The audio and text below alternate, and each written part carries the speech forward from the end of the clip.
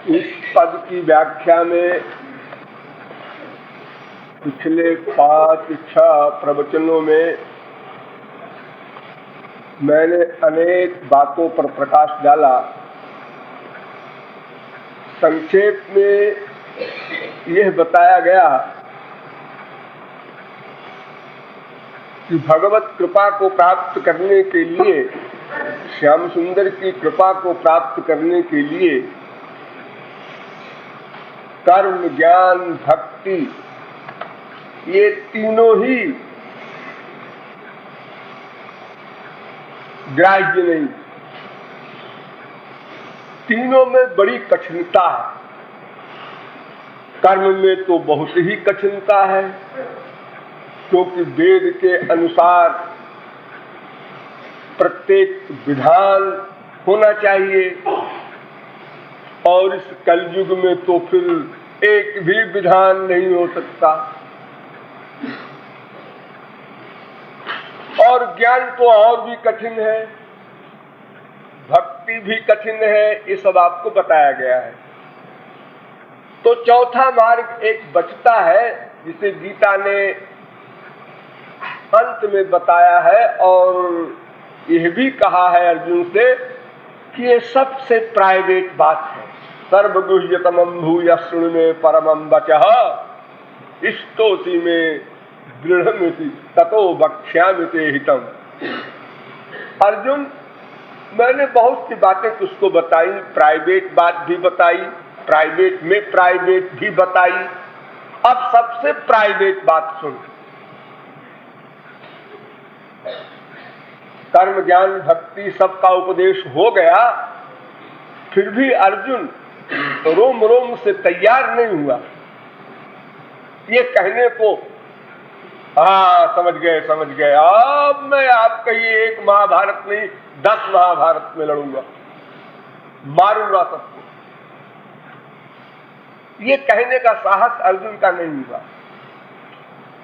तो भगवान ने कहा कि अच्छा तो सुन,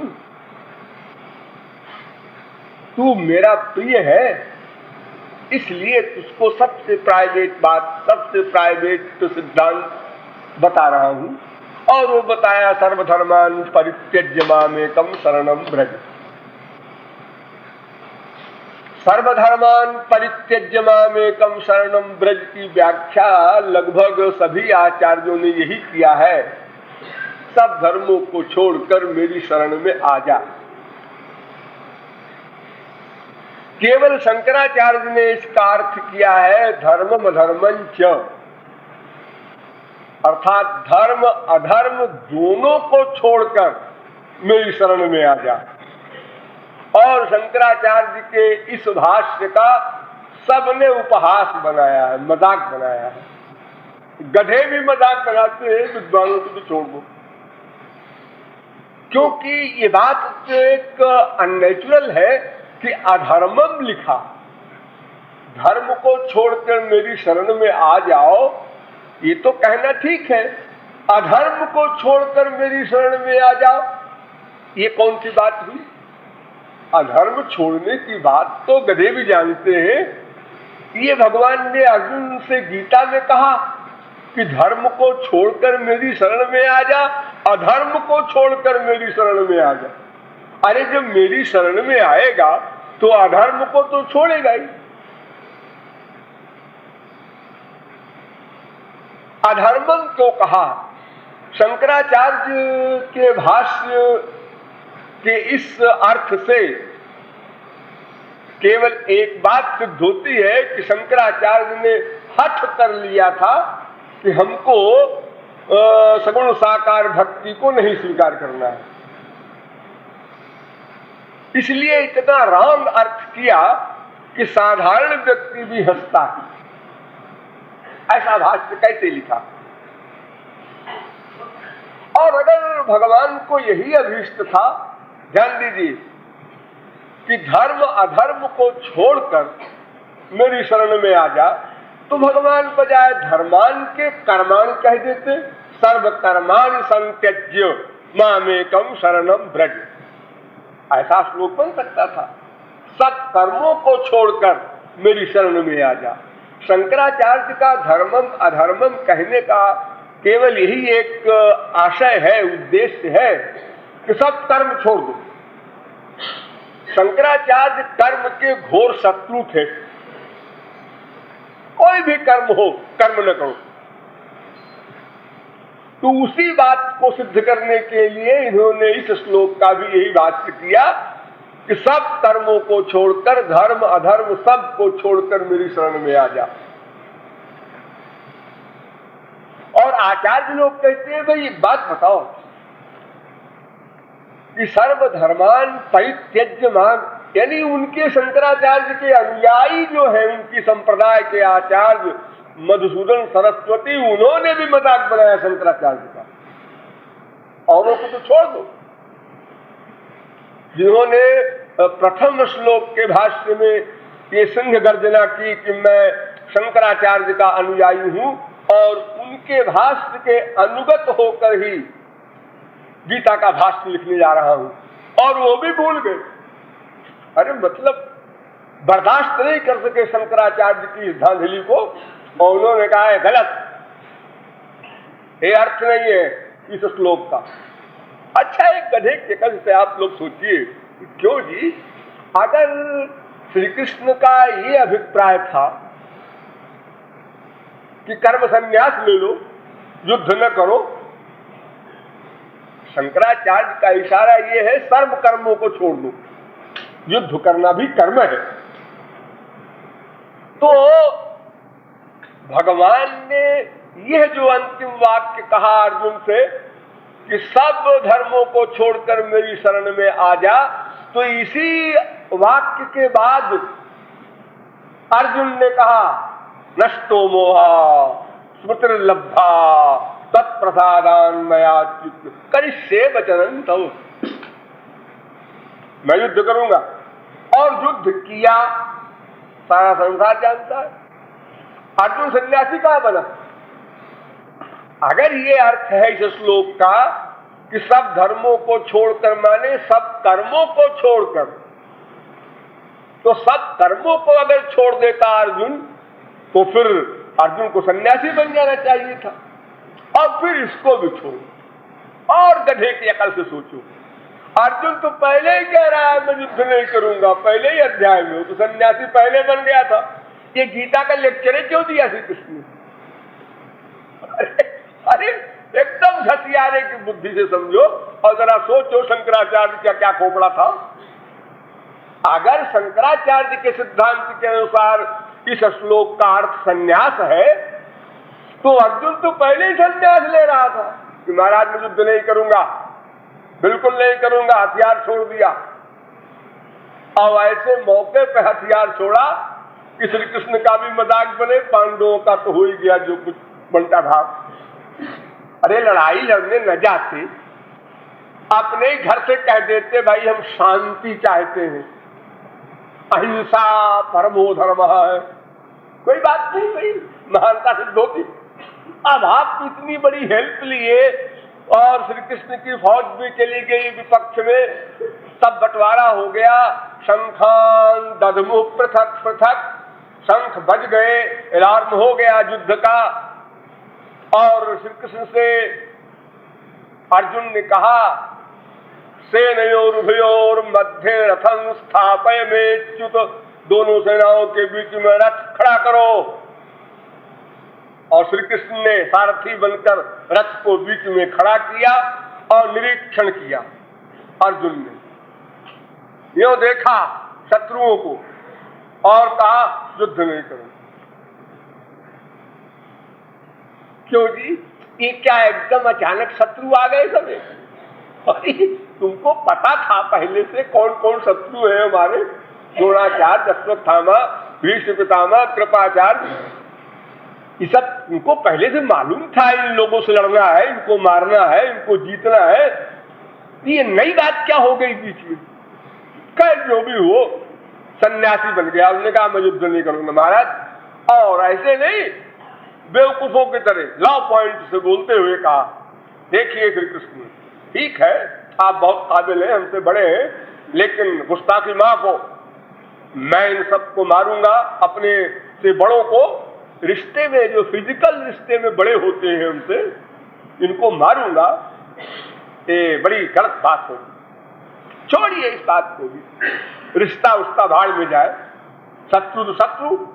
तो अगर इस दृष्टि से भी हम मारेंगे तो ये सब मरेंगे, मैं गांडीवधारी हूं और आप मेरे पक्ष में श्योर मरेंगे, और मरेंगे तो इनकी स्त्रियां विधवा होंगी, बिल्कुल होंगी, और 1-2 हजार नहीं, यहाँ लाखों करोड़ों का मामला है।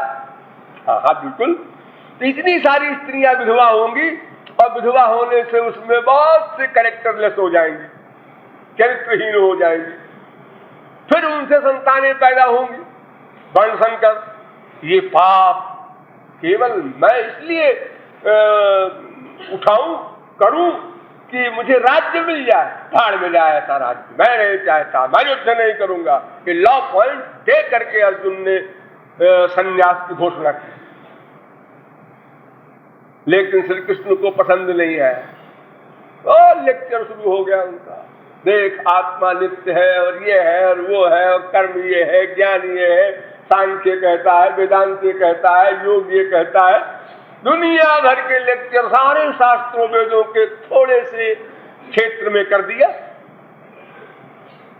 और अंत में फिर अच्छा अर्जुन तू अब भी ठीक से नहीं समझा, तो ठीक है अब तो सुन, सर्वगुह्यतमं भूयः शृणु मे परमं वचः, ये कहा सबसे आखिर में 18वें अध्याय के आखिर में।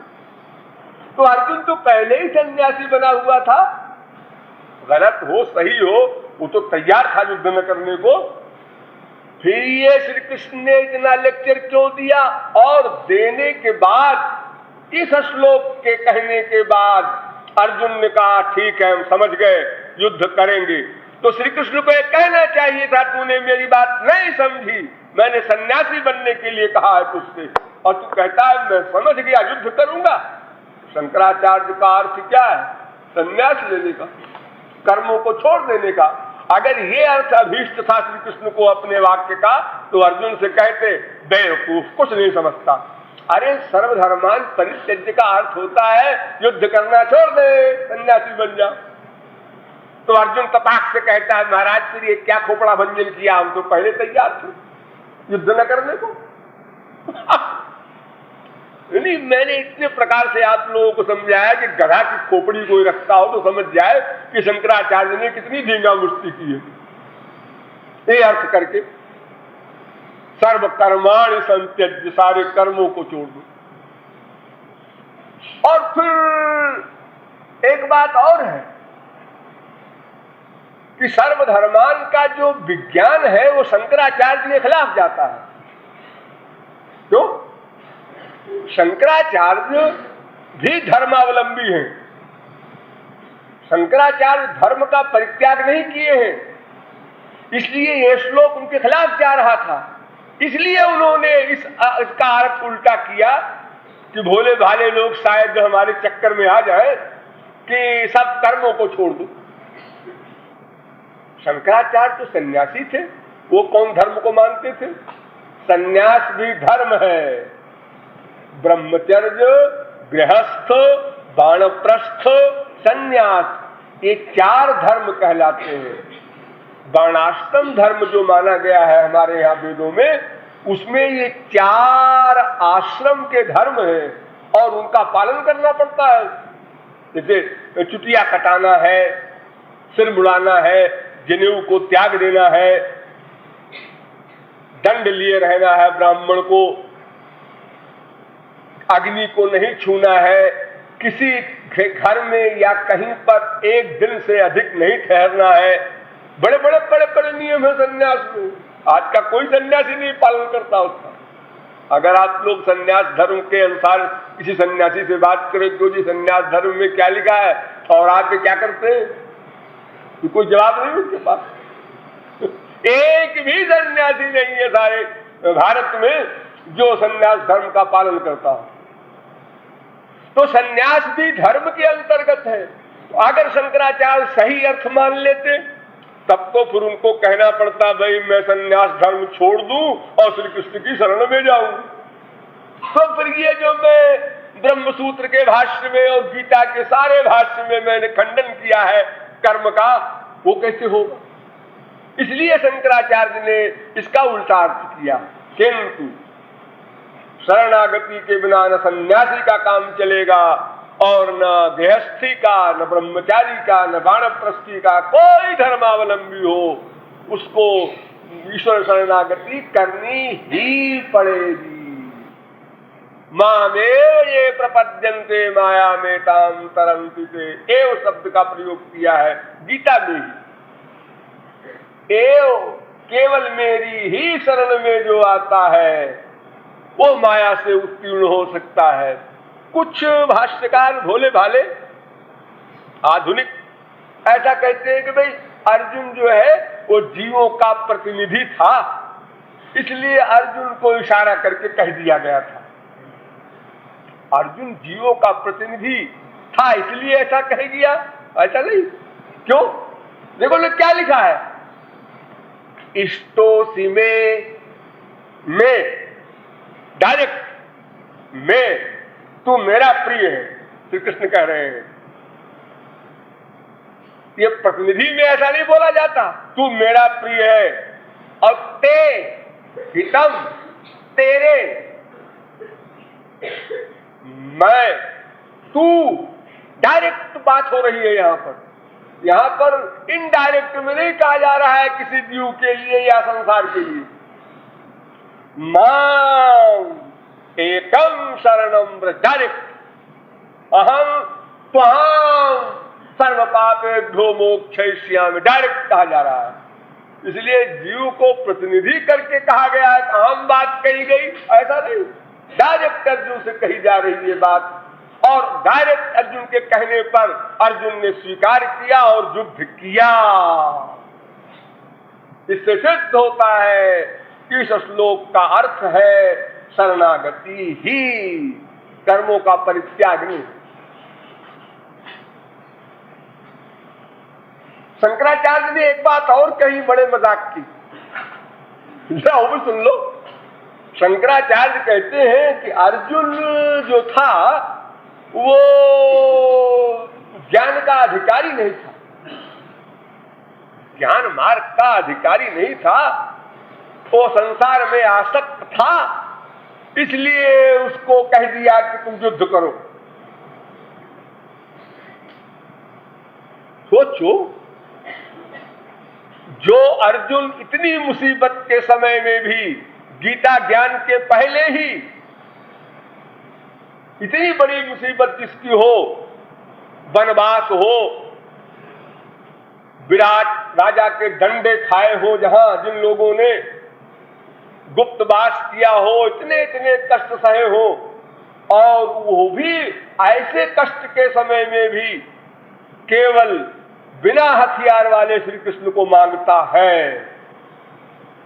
इतना ज्ञान है उसको श्री कृष्ण कौन है। वरना महाभारत होने के पहले जब अर्जुन दुर्योधन ये श्री कृष्ण के पास हेल्प के लिए गए थे, और श्री कृष्ण ने कहा भाई एक तरफ तो मैं रहूंगा बिना हथियार के, और एक तरफ मेरी 18 अक्षौहिणी सेना रहेगी हथियार बंद, आप लोग जो चाहे चुन लो। अर्जुन पहले तुम चुनो, क्योंकि तुमको हमने पहले देखा है। श्री कृष्ण लेटने की एक्टिंग किए हुए पड़े थे द्वारिका में, जान करके कि आ रहे हैं दोनों, आंख मूंद करके लेट गए। तो अर्जुन आया और उसने श्री कृष्ण के चरणों में प्रणाम किया, प्रणाम करके चरण के सामने ही बैठ गया कि जब सरकार उठेंगे तब अपना प्रस्ताव रखेंगे, डिमांड रखेंगे।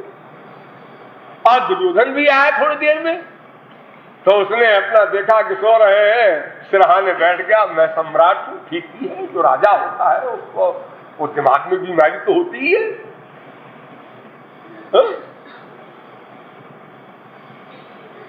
और जब श्री कृष्ण ने आंख खोला तो सामने अर्जुन दिखाई पड़ा है। जो पैर की तरफ होगा हो जाएगा, कोई पीछे छोड़ देखेगा उसने, तो स्वाभाविक है।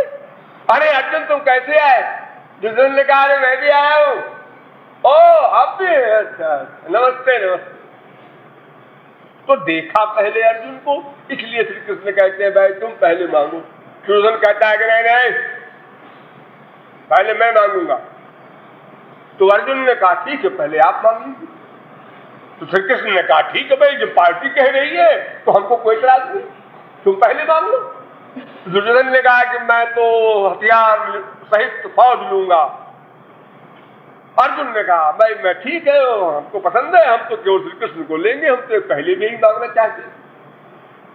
अब आप सोचिए, कुल जमा टोटल 5 पांडव, एक उनकी श्रीमती द्रौपदी, और एक तरफ इतने बड़े बड़े बलवान शक्तिमान भीष्म पितामह, कर्ण, द्रोणाचार्य, कृपाचार्य, अश्वत्थामा, एक को भी नहीं जीत सकते पांडव, एक को भी नहीं जीत सकते थे अगर श्री कृष्ण अपनी 420 न करते थे। हर एक के साथ श्री कृष्ण ने 420 किया है, तब ये सब मारे गए हैं। न भीष्म पितामह को कोई मार सकता, न कर्ण को, न अश्वत्थामा को, न द्रोणाचार्य को, सबके मारने में छल कपट किया गया है। सब जानते हैं, महाभारत पढ़ा होगा, सुना होगा आपको। गांडीव के बाण से कोई नहीं मर सकता था। सब श्री कृष्ण ने सबके लिए अनेक प्रकार की फितरत किया। तुम कवच कुंडल मांग ले गया, कहीं रथ का पहिया धस गया तो कर्ण के लिए कहा पीछे से मार, कहीं द्रोणाचार्य के लिए कहा युधिष्ठिर तुम कहो अश्वत्थामा मर गया। फिर वो पूछे अरे भाई नर की कुंजर कौन सा अश्वत्थामा मरा, तो हसंख बजा दिया, बीच में सुनाई न पड़े युधिष्ठिर को, ताकि वो जवाब न दे। यानी हर प्रकार के छल कपट कर डाले, केवल इसलिए कि कौरवों को मारना। ये 5 पांडव इतनी मुसीबत में पड़े हुए और केवल श्री कृष्ण को मांगे सहर्ष, ये कैसे संभव? वो तो कह देते कि ठीक है आपका ये बंटवारा आपको मुबारक, हम लड़ लेंगे। आदमी जब गुस्से में होता है किसी तो कहता है कि ठीक है वो कितने बड़ा हो हम लड़ेंगे, या भाई ठीक है श्री कृष्ण अन्याय कर रहे हैं, 18 चौड़ी फौज दे रहे हैं, एक पार्टी को सशस्त्र और एक तरफ कहते हैं हम निशस्त्र रहेंगे, और दुर्योधन को दे रहे हैं अधिकार मांगने का, तो ठीक है हमें कुछ नहीं लेना या युद्ध नहीं करना, जो भी कह देते। लेकिन ये 5 के 5 पांडव द्रौपदी सहित सब बड़े विभोर, हमको श्री कृष्ण मिल गए। इसका मतलब ये है कि वे श्री कृष्ण को भगवान जानते मानते थे। गीता ज्ञान के पहले, हाँ उसके पहले नर नारायण के दोनों अवतार हैं, अर्जुन और श्री कृष्ण, सबको पता है। ये शंकराचार्य कहाँ के तीरंदाज जो कह रहे हैं कि मैं तो सन्यासी हूं, अर्जुन अधिकारी नहीं था सन्यास का। शंकराचार्य की यह हिम्मत कहने की, अवतारी महापुरुष के लिए ऐसा बोल गए, केवल अपनी बात बता सिद्ध करने के लिए कि मेरा सन्यास सिद्ध हो जाए। और मामेकम शरणम ब्रज जो है गीता का श्लोक, कि मेरी शरण में आ जा, तो उसका अर्थ करते शंकराचार्य माम माने मैं की, माम माने मैं की शरण में आ जा, और मैं माने ब्रह्म,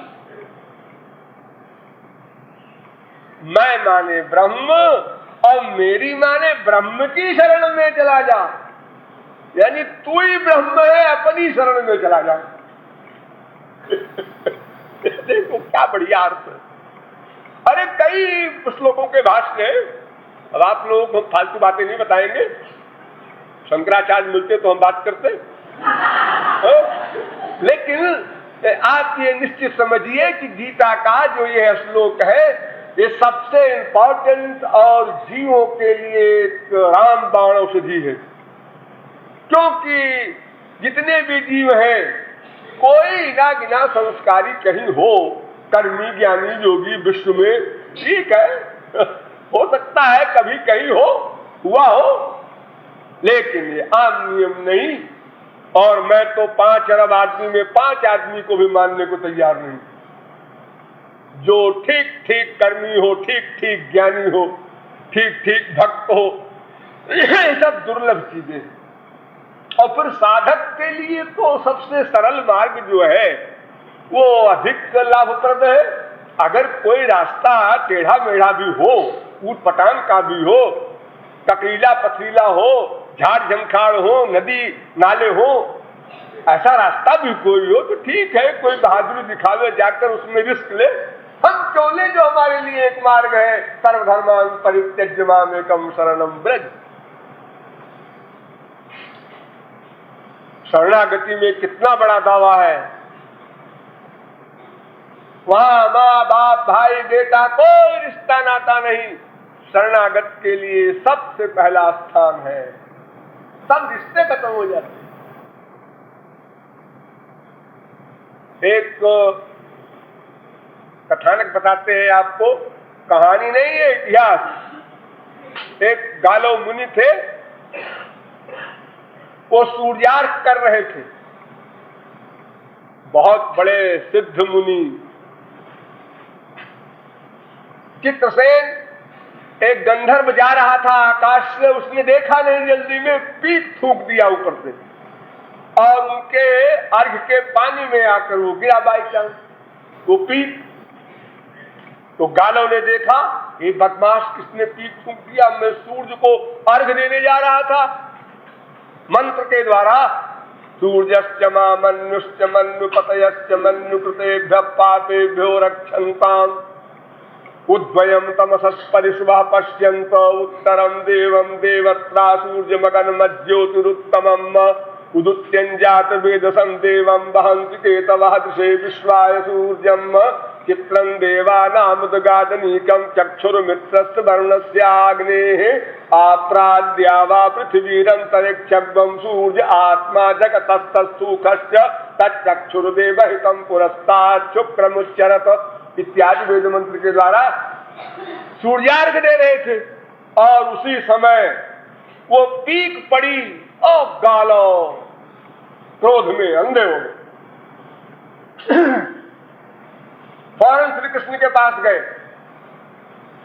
और श्री कृष्ण से कहा, महाराज ये देखिए, आप देवता बना देते हैं इन लोगों को, इन बदतमीजों को, और ये हरकतें करते हैं।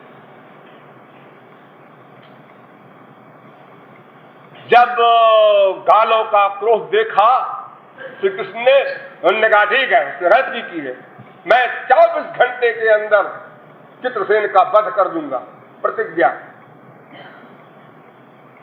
अब भारी दंड, बेचारे ने अनजाने में ऐसा किया है, इतना बड़ा दंड। हाँ, गालो मुनि का मामला है, प्लीज, हाँ, स्पेशल केस है। अब उधर नारद जी ने कहा है बड़ा गड़बड़ हुआ है, तो चित्रसेन निरपराध माना जा रहा है, और न मैं गालों को समझा सकता हूं न श्री कृष्ण को। गालो प्रतिज्ञा पर टले, दंड देना है इसको, और श्री कृष्ण ने प्रतिज्ञा कर ली है कि 24 घंटे में इसको मार डालना है। तो नारद जी गए चित्रसेन के पास और कहा, भाई क्या बात है। चित्रसेन ने कहा, महाराज बचाओ, किसी प्रकार बचाओ। उन्होंने कहा, बचाएंगे, जाओ। नारद जी बचाएंगे? श्री कृष्ण ने प्रतिज्ञा किया नारद जी बचाएंगे। क्या करेंगे नारद जी? भगवान से कहेंगे, आप तो प्रतिज्ञा कर चुके भगवान, भगवान से कहना निरर्थक है। फिर किससे कहेंगे? गालों से। और गालो वो तो जब साप देंगे तो नारद जी की कहीं विभूति भी नहीं मिलेगी, फिर क्या करें? अब देखिए क्या लड़ाई है रिश्ते की, शरणागति के टक्कर में। सुभद्रा के पास गए नारद, श्री कृष्ण की बहन अर्जुन की श्रीमती, और सुभद्रा से कहा, देखो ऐसा है कि आज का दिन बड़ा महत्वपूर्ण है, कल सवेरे का दिन बड़ा महत्वपूर्ण है, तो कल सवेरे तुम यमुना नहाने जाना। तो जो कोई दीन पुकार करे और डिमांड करे कोई, वो वरदान दे देना तो अक्षय फल मिलेगा तुमको। ये पट्टी पढ़ाया सुभद्रा को। सुभद्रा ने कहा ठीक है, ऐसे करेंगे महाराज। वो जमुना नहाने गई और चित्रसेन को पढ़ाया पट्टी की, देखो तुम जमुना के किनारे सवेरे पहुंच करके और आर्तनाद करना, रोना, कोई बचाओ, कोई बचाओ, कोई बचाओ, ऐसे कर रहा। तो एक स्त्री तुमको मिलेगी, महिला, तो वो कहेगी तुम्हें क्या कष्ट है, तो तुम कहना पहले वचन दो तब बताऊंगा। जब वचन भरवा लेना तब बताना कि हमको मार डालने की प्रतिज्ञा की है श्री कृष्ण ने, बस तुम्हारा काम बन जाए। वैसे ही एक्टिंग सब किया, अपना हुआ चित्रसेन ने किया।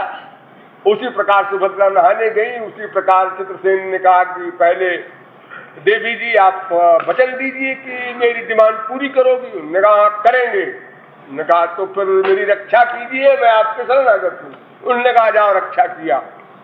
उन्होंने कहा लेकिन एक बात है, आपके भाई साहब ने प्रतिज्ञा की है मार डालने की। तो ठीक है, भैया दूज भाड़ में जाए।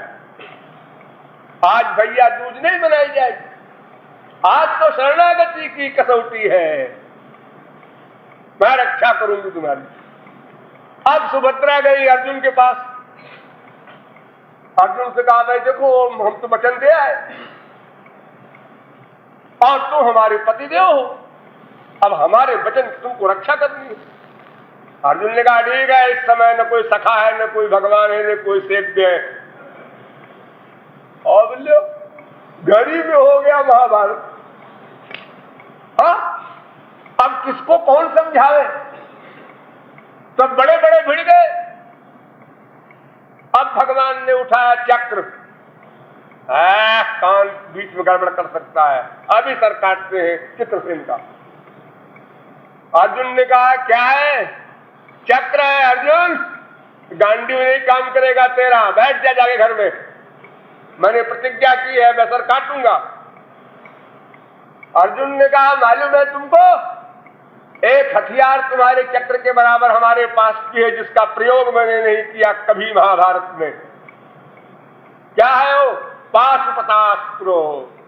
पाशुपत अस्त्र शंकर जी से लाया था, महाप्रलय करने वाला। मैं वो छोड़ने जा रहा हूं, होशियार हो जाओ श्री कृष्ण तुम।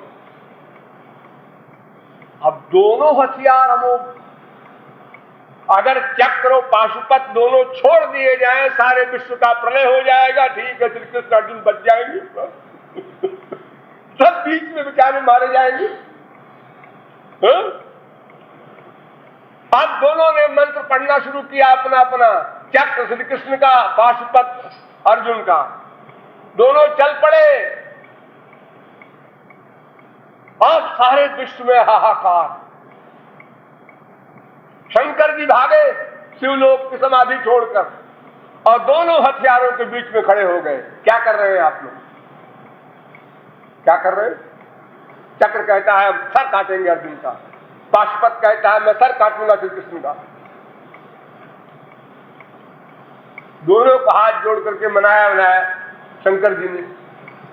देखिए आप लोग ऐसा न कीजिए, संसार की रचना जिस सेंस से की है उस सेंस के अनुसार चलिए। ये प्रलय कर देने से मतलब क्या निकलेगा? सबको पता है न अर्जुन मरेगा न श्री कृष्ण मरेंगे और सारा संसार नष्ट हो जाएगा इन दोनों हथियारों के युद्ध में। इसे लाभ क्या हुआ? इससे दोनों को शांत किया। अब बात तो बन गई चित्रसेन की भी, लेकिन अब गालों की बात बिगड़ गई।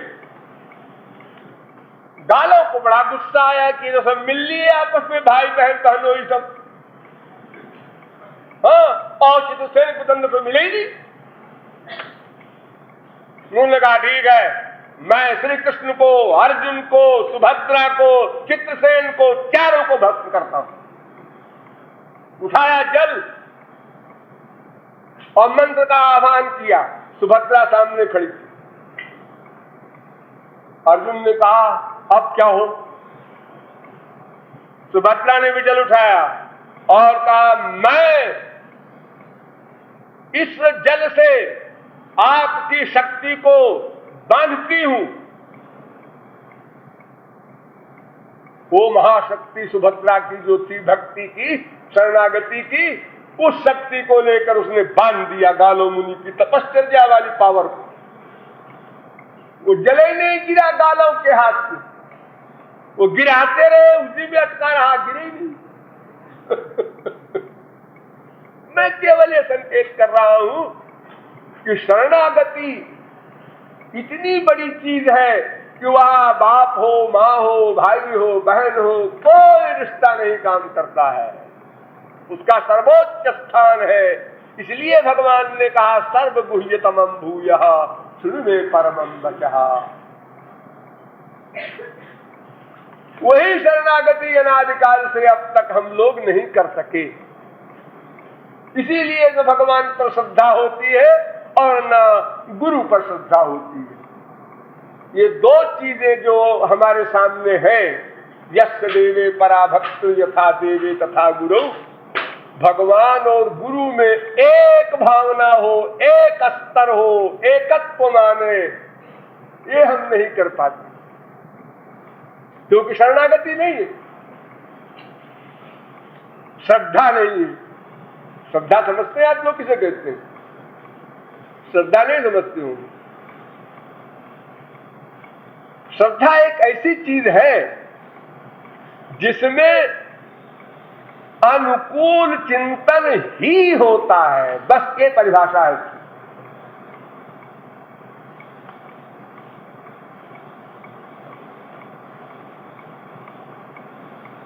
केवल अनुकूल चिंतन। स्त्री खाना खा रही है, पतिव्रता है, हाँ खाना खा रही है, उसमें पति ने लाके घी डाल दिया खुश है, थोड़ी देर में उसमें पाखाना डाल दिया उसी प्रकार खुश है। हाँ ऐसी कोई स्त्री है नहीं, तो फिर कोई पतिव्रता नहीं, साथ धोखा। वो पतिव्रत हो, पितृव्रत हो, भ्रातृव्रत हो, गुरु व्रत हो, भगवत व्रत हो, कोई व्रत हो, व्रत का अभिप्राय ये है उनकी इच्छा में इच्छा रखना, बुद्धि का प्रयोग और किसी सेंस में न लगाना, अनुकूल ही सोचना, ये शरणागति। उनकी जैसी इच्छा। तुकाराम का इतिहास पढ़ो, किसी का पढ़ो, देखो ईश्वर की शरणागति में जा रहे हैं, धन नष्ट हो गया, स्त्री मर गई, बेटा मर गया, सब में बलिहार जा रहे हैं। और अगर अल्पज्ञ हो, शरणागत न हो, ये क्या है? हम तो भगवान के मंदिर में गए, कीर्तन में गए और हमारे घर में चोरी हो गई। भगवान क्या करता है तुम्हारा? तुम्हारे गुरु जी ने क्या रक्षा की तुम्हारी? अरे मेरा इसी में कल्याण होना था। कल्याण की कौन कौन तरीके हैं इसको भगवान और महापुरुष जानते हैं, हम क्या समझेंगे? किस कार्य से कल्याण होना है अगर हम लोग समझ ले अपनी बुद्धि से, तो भगवान और महापुरुष में और हम में फर्क क्या रह जाए? तो बराबर हो जाए। तो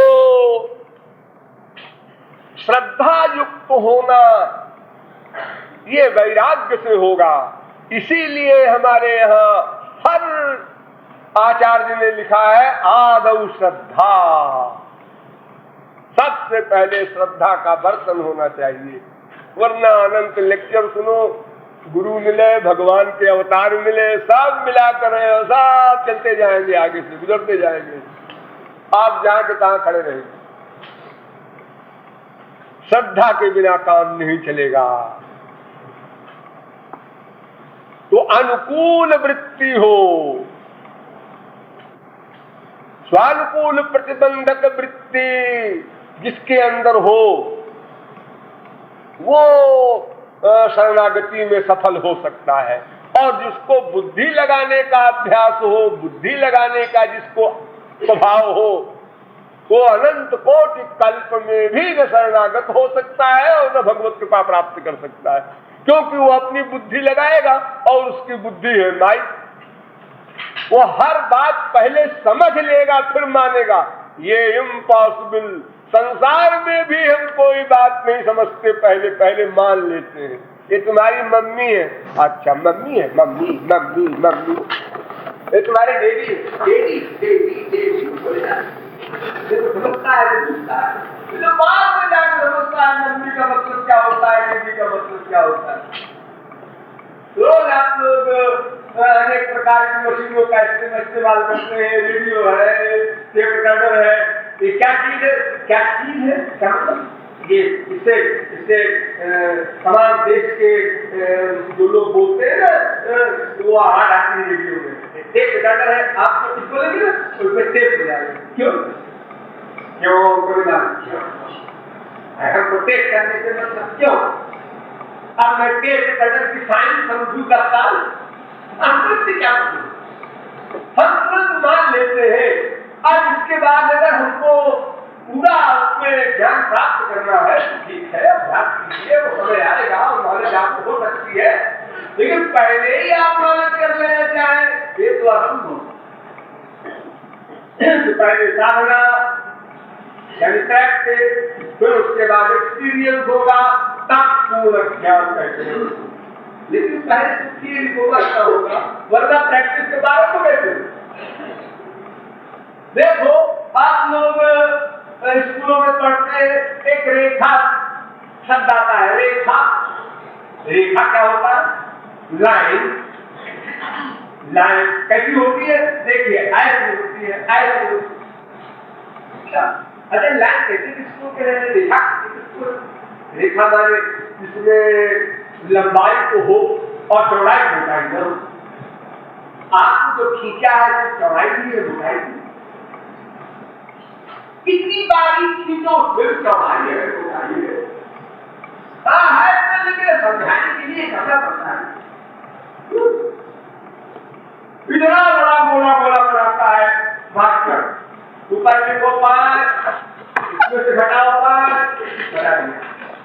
लड़के ने कोई उसके नीचे ध्यान नहीं किया, 5 लिखा, उसके नीचे 5 लिखा, नीचे लाइन कर दिया। तो इसे क्या जवाब लिखा, कुछ बटे नहीं जवाब कर दिया। अरे 5 से 5 कुछ नहीं बचा, अरे बेवकूफ कुछ नहीं बचा तो 0 बचा ना, ये 0 लिखना चाहिए। 0 क्या होता है, 0 माने कुछ नहीं। इतना बड़ा तो है पेट्रोल कुछ नहीं, ये 0 बनाना चाहे वो जब कुछ बचे नहीं तो काय कौन बनाने की नहीं, ये कंपल्सरी है, बनाओ दशमलव बनाओ, बिंदु बनाओ, 0 बनाओ। अरे बीज गणित पढ़ा होगा जो लोगों ने जानते होंगे, अनेक गणित इसमें होते हैं। मान लो रमेश की उम्र है 7, पहले मान लो ऐसे, फिर गणित लगाना तो निकल आएगी अपनी उम्र। पहले मान लो 5, मान लो 1, रमेश की उम्र 20, देखो संसार में इतनी हंसी की चीजें भी आप मान लेते हैं और उसके आगे चलते हैं तो बातें कर लेते हैं। आप समझ में आया उम्र 1 की उम्र मिली और ईश्वर के विषय में श्रद्धा नहीं होने के कारण फिर हम भी तो अकल रखते हैं। तुम्हारी अकल तुम्हारे ही एरिया में इतनी छोटी सी है कि तुम अपने माई के एरिया में कुछ नहीं समझ पाते, अपनी बीवी को, अपने पति को, अपने बेटे को न समझ सके। तुम अब तक आज मेरी आंख खुली, आज मैं सोचा, आज तक जिसका मतलब अभी तक अज्ञानी थे, आज तो समझो ये भी अज्ञानी है, पता नहीं आज क्या कर समझो। तुम्हारा झगड़ा परिपूर्ण नहीं सब होता है। तो शरणागति प्राप्त कर सकते हैं और उस शरणागति में सबसे प्रमुख चीज है, मैंने एक दिन बताई भी थी, दीनता, अहंकारहीनता। गौरांग महाप्रभु ने पहला शब्द यही लिखा है, तृणादपसु नीचेन। अगर किसी को ईश्वर कृपा प्राप्त करना है तो तृण से बढ़कर दीन भाव बनाओ, तृण से बढ़कर दीन भाव। अरे सचमुच की बात है, क्या है तुम्हारे पास जो अहंकार करते हो, है क्या? क्यों समझते हो, सोचते हो, फील करते हो कि हम भी कुछ हैं? अरे क्या हो तुम? और अभी ये शरीर छूट जाएगा, उसके बाद फिर कुत्ता बनना पड़ेगी, बिल्ली की, गधा की, पेड़ की, कीट पतंग, कहां जाओ? तब तुमसे हम बात करें। क्यों जी? ऐ नीम के पेड़, तुम वो डिलिट प्रोफेसर वही थे ना पिछले जन्म में? हमने कहा था ईश्वर की शरण में चलो, दीनता लाओ, तो तुमने कहा था हम ऐसे अंधविश्वासी नहीं है, डिलिट है। अब क्या हाल है? नीम के पेड़ बने हो? हाँ जी, वो गलती हो गई, उस समय पता नहीं क्या दिमाग खराब था, अहंकार में डूबे हुए थे, श्याम सुंदर के आगे भी दीन नहीं बन सकते। दीनता के बिना साधना नहीं हो सकती, कोई गुंजाइश नहीं। एक वेंकट नाथ नाम के महापुरुष हुए हैं। वो वेंकटनाथ ईश्वर की ओर जब चलने लगे, बड़े आदमी थे और जोरदार आगे बढ़े तो तमाम विरोध हुआ। सभी महापुरुषों के प्रति होता है। तो उनके विरोधियों ने उनके आश्रम के गेट पर एक जूते की माला बनाकर टांग दी कि नशे में तो चलते ही हैं, उनके सिर में लगेगी तो हम लोग हंसेंगे, हा हा हा हा, जूता सिर में लग रहा है तुम्हारे। वो अपना बाहर से भीतर नेचुरलिटी में जा रहे थे, तो जूते की माला जो लटका रखा था मक्कारों ने, नास्तिकों ने, वो सिर में लगी। उन्होंने देखा और हंसने लगे। अब लोग दूर खड़े देख रहे थे, जिन्होंने नाटक किया था कि गुस्से में आएंगे, फील करेंगे, फिर हम लोग हंसेंगे, फिर हमसे कुछ बोलेंगे, फिर हम बोलेंगे। अब वो उसको देखकर हंसने लगे। वो कहते हैं कर्मावलंबका केचित् केचित् ज्ञानावलंबका। कुछ लोग कर्म मार्ग का अवलंब लेते हैं, कुछ लोग ज्ञान मार्ग का अवलंब लेते हैं। और वयं तु हरिदासानां पादरक्षावलंबका। और हम तो भगवान के जो दास हैं, वो उनका जो पादरक्ष है, जूता, सौभाग्य से हमको मिल गया, हमारा इसी से काम बन जाएगा। हम क्यों कर्म ज्ञान भक्ति के चक्कर में पड़े? अब विरोधी लोग देखें, अरे ये तो उल्टा हो गया। मैं तो समझ रहा था गुस्सा करेगा, फिर बात बढ़ेगी, फिर हम लोग भी अपना राग दिखाएंगे, गाली गलौज होगी। ये तो देख कर हंस रहा है, कहता है वयं तु हरिदासानां पादरक्षावलंबका। ये दीनता है, ये आदर्श है ईश्वर प्राप्ति की। जिसको भूख हो, ऐसे बनना पड़ेगा। सुकरात एक बहुत बड़े हुए फिलॉसफर, आप लोगों ने नाम सुना होगा। सुकरात की बीवी बड़ी तेज दिमाग की थी, बड़ी तेज। गाली गलौज तो उसके लिए खिलवाड़ था दिन भर। मैं ये नहीं कह रहा हूं सब देवियां ऐसी होती है, मैं सुकरात की बात कर रहा हूं। तो गाली गलौज खूब किया उसने पहले, वो हंसते रहे अपना सुकरात, क्योंकि वो जानते थे कि इसमें 3 गुण का रोग लग गया है इसको बेचारी को, तो अपना ऐसे परेशान हो रही है अपने आप बिला वजह। जब इनके वो क्रोध नहीं आया सुकरात को, तो उनकी बीवी ने उठाया एक घड़ा पानी और डाल दिया उनसे। आप तो गुस्सा करेगा तो कुछ नहीं। सुकरात हंसने लगे। अच्छा अच्छा अच्छा। तो वहां उनका एक साथी बैठा था, उन्होंने कहा क्या अच्छा है जी? उन्होंने कहा भाई देखो, संसार में पहले बादल गरजते हैं फिर बरसते हैं। अब खाली गरजे अगर जरा ठीक नहीं है वो, तो ये पहले गरजी अब बरस गई, अब ठीक हो गया। तो साथी ने कहा अरे क्या तुम भी पुरुष बने हो, उठाओ डंडा दुरुस्त कर दो। पुरुष होकर के और एक स्त्री की इस बदतमीजी पर और कह रहे हो कि पहले गरजी अब बरसी। उन्होंने कहा वाह भाई वाह, तुम मेरे अच्छे दोस्त हो। हम मियां बीबी लड़े, तुम दुख देखो तमाशा दूर से, ऐसे हम बेवकूफ नहीं है। अरे ये तो हम दोनों का मजाक है, चलता रहता है। ऐसा पढ़ाया कि उसका दोस्त बेचारा संग रह गया। ये लड़ाई को भी मजाक में ले रहे हैं, हमको पट्टी पढ़ा रहे हैं कि तो हम दोनों का मजाक चलता रहता है। तो बाल्टी पानी छोड़ दे, कभी कुछ कर दे, कभी कुछ कर दे, ये हम लोग आपस में खेलते रहते हैं। अब हम लोग लड़े और तुम तमाशा देखो और बड़े विभोर हो, तो हम ऐसे बेवकूफ थोड़ी। हम क्यों गड़बड़ में पड़े? एक गड़बड़ में पड़ा है बेचारा, अब हम भी गड़बड़ में पड़े, इससे क्या लाभ होना? तो दीनता प्रमुख है।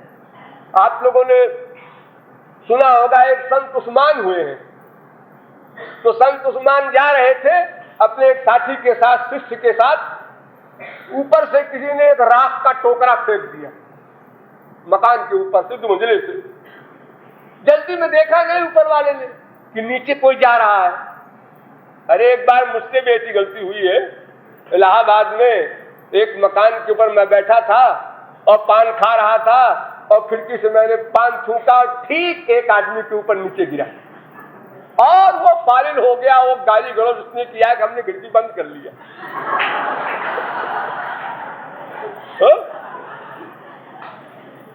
तो संत उस्मान के ऊपर जो राख का टोकरा गिरा, तो संत उस्मान ने ऊपर देखा और देखा, हे भगवान तू बड़ा दयालु है। तो उनके साथी ने कहा, इसमें दया क्या बात है? तुम भगवान को शुक्रिया अदा कर रहे हो कि तू बड़ा दयालु है, हे खुदा तू बड़ा दयालु है। ये क्या उसके कर्म है इसमें? एक ने राख छोड़ दिया तुम्हारे ऊपर, ये कौन सी दया है? तो संत उस्मान ने कहा, मैं तो अंगारे किनगारियां अंगारों से युक्त टोकरा छोड़ने लायक थी, क्योंकि मैंने संसार से प्यार किया है, उस सुप्रीम पावर से प्यार नहीं किया। तो मेरे ऊपर तो आग के अंगारों का टोकरा छोड़ना चाहिए था, तो राख ही छोड़ा है, बड़ी दया है। बजाय क्रोध करने के वहां भी दीनता बनी रहे, इतना दीन बनना है। और यहां तो हम लोगों का ये हाल है कि सही बात भी कोई कह दे क्या हाल हो जाता है। बाबा जी के भेष में रहने वालों का भी हाल हो जाता है। हम लोग तो गृहस्थी हैं, आप लोग जानते ही। तो दीनता प्रमुख है, उसके बिना गाड़ी नहीं चलेगी, कोई गति नहीं है। यहाँ संकीर्तन में बैठकर जिन लोगों को आंसू नहीं आते हैं, अपने को दीनहीन अकिंचन नाचीज मानकर, वे लोग फील करें, सोचें क्यों ऐसा हो रहा है। ये टाइम बीता जा रहा है, कब करोगे? अब क्या इससे बड़ा भी कोई सौभाग्य होगा? मानव देह मिले, भारत में जन्म हो, और फिर इस प्रकार आप लोग घर छोड़कर सत्संग में आवे, और ये सब यहाँ आपको एटमॉस्फेयर मिले और आप उसमें शरीक हो, और फिर भी ऐन वक्त में जब साधना करने का समय हो तो आप लापरवाही करें। ये फील करना होगा। जितनी बार आप लगातार फील करेंगे उतनी ही आप आगे को बढ़ेंगे। तो शरणागति में दीनता प्रमुख है, किंतु प्रेम करने का तरीका अभी नहीं बताया गया, वो फिर बताएंगे। बोलिए वृंदावन बिहारी लाल की।